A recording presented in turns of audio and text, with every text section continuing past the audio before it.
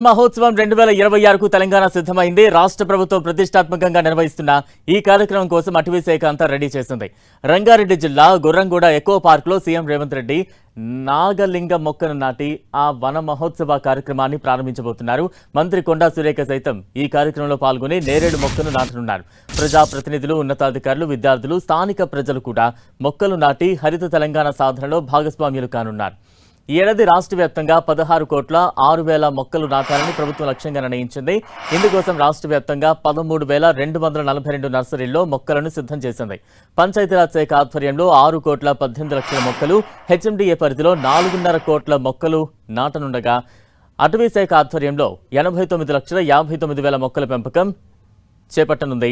గత 3 దశాబ్దాలుగా న్యాయ వివాదాలలో చిక్కుకున్న గుర్రంగూడ పార్క్ సుప్రీంకోర్టు తీరుతో అటవీ శాఖ చట్టబద్ధంగా గుర్తిస్తూ రిజర్వ్ ఫారెస్ట్ గా ప్రకటించింది.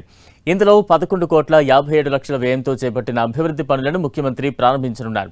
ఇందులో 3.6 కిలోమీటర్ల భద్రతా ప్రహరీ గోడ, అంతర్గత డ్రైనేజ్ వ్యవస్థ, సందర్శకుల సౌకర్యాలు, ఆధునిక మరుగుదొడ్లు, ప్రవేశ ద్వారాలు, yoga shed, gazebo, eco trail మార్గాలు, కానోపీ, వాచ్ టవర్ వంటి సదుపాయాలు ఉన్నాయి.